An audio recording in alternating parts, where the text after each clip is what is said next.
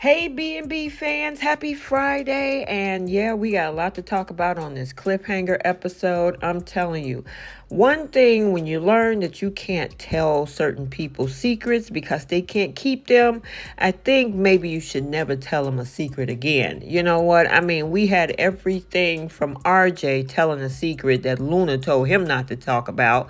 Then RJ tells Katie not to also talk about this until we have evidence and facts.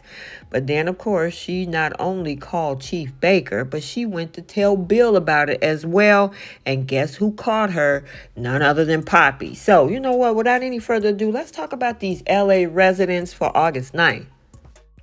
So let's head over to Il Giardino. We got Sheila and Deacon first that we're going to talk about. And Sheila, being in her soft girl era, is making sure she support her man. Her man is still concerned about what happened with Tom and Hollis. And he's also wondering why Katie is around asking questions as well. Now, she offers to give him a little bit of a massage, but at the same time, it's only short-lived because he still have concerns. Right outside in the main restaurant area, these two people who you should never tell your secrets to, Katie and RJ, are having a conversation about that backpack belonging to Tom. Now, Luna just told him not to tell that business, to keep it between the two of them, but he went, of course, waiting for pizzas, but he couldn't help himself but tell Katie about everything Luna told him. He's going on and on about that backpack and those letters and him saying that he thinking he was the father, meaning Tom, and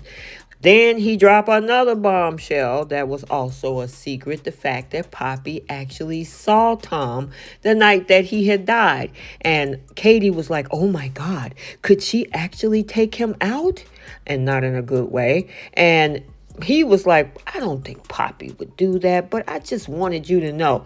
Why did you want her to know? Knowing that Katie was hell-bent on trying to get any ounce of dirt on Poppy Nozawa. Really, RJ? But you expect her not to say anything, which of course she got a fire lit up under her butt. So much so that she even feels comfortable not only having a conversation about this situation with Deacon, but Sheila as well, who actually in the Logan family felt okay to have a whole conversation with Sheila Carter without throwing darts.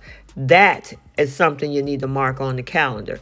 Anyway, she then decided to do what? Call Chief Baker without any facts against what RJ told her. And even RJ said, we don't have any facts. But she just couldn't help herself. She had to call Chief Baker about that backpack before knowing anything else surrounding any details. What was funny, and again, like I said earlier, Sheila being in her soft girl era, she decided to make one of her grandmama's recipe.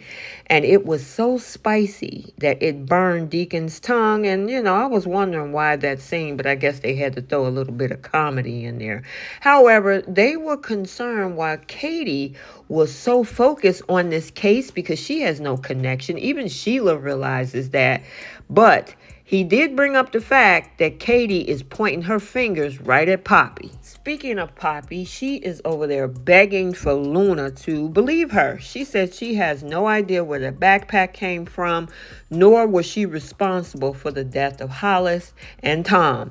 However, it looks like Luna is struggling to believe her, but with the pleading of her case, Luna finally says, I know you wouldn't do anything like that. And so they decide to say, hey, let the past be the past. We got our future intact as a member of the Spencer family.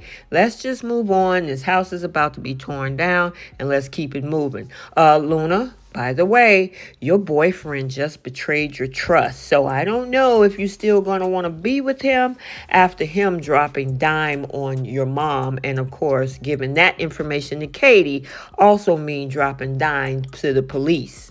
So then we're now over at the Spencer estate. We got a conversation happening between Liam and Bill. And Bill is concerned about why Poppy is being so edgy and not comfortable. And of course he knows why. It's because Katie has been on her tail.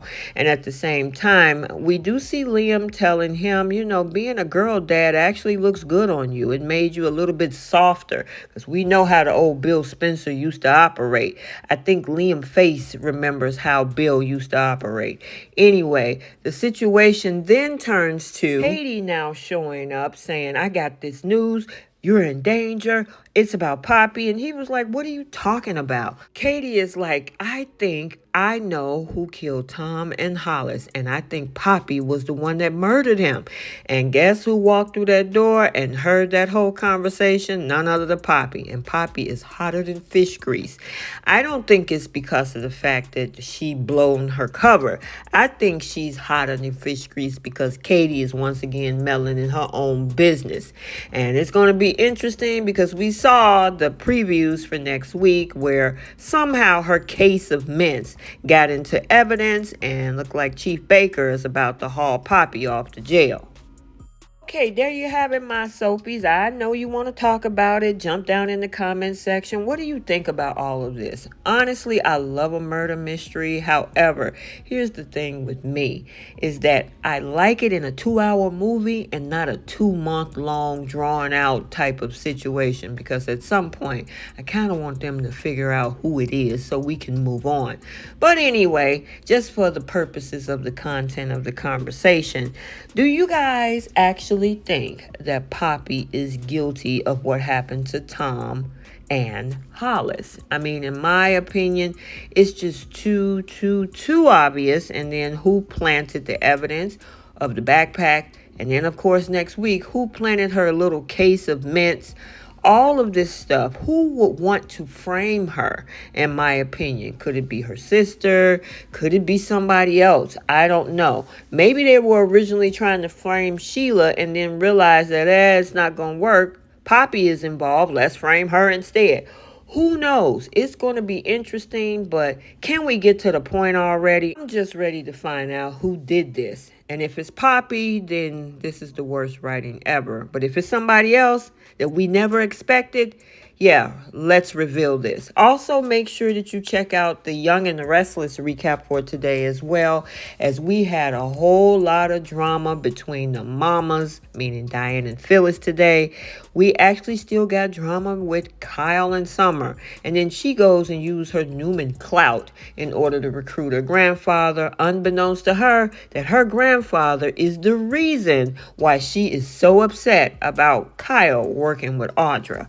Make sure you like, comment, and subscribe. Turn on your notifications so you're notified every time a video is posted. Till the next one, we'll see you all soon. Bye, soapies.